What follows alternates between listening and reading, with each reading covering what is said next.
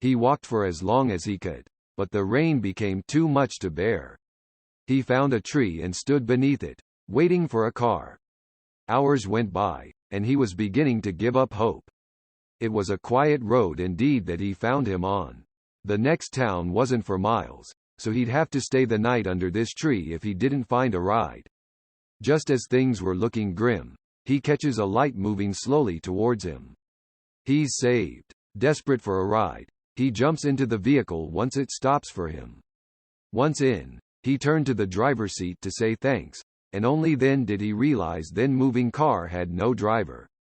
The rain was so heavy, he couldn't even hear the sound of the engine as the car slowly continued its journey. The lad was too scared to move, too afraid to jump out of the car and run. Seeing the car was coming to a sharp bend that led down to dark water, he began to pray for his life. He was sure the ghost car would go off the road and into the river, where he would surely drown. Right before the car made it to the bend, a shadowy hand reached in through the driver's side window and turned the wheel, guiding the car around the bend, thus avoiding a wet demise for the lad. Just as silently, the hand disappeared through the window and the hitchhiker was alone again.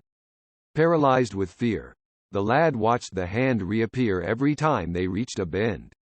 Finally, scared to near death, he'd had all he could take and jumped out of the car and ran towards the first town. Wet and in shock, he went into the nearest bar and told everybody about his supernatural experience. A silence enveloped the room and everybody got goosebumps when they realized the guy was telling the truth about the Stang car and the ghostly hand that guided it on its way. Just then, two men walked into the bar. They were dripping wet and as they took off their rain gear, they looked around the room. Their eyes came to rest on the hitchhiker. They pointed at him ominously, and he feared they were ghosts come to get him. "Look," said one of the men, "there's the idiot who jumped into our car when we were pushing it in the rain."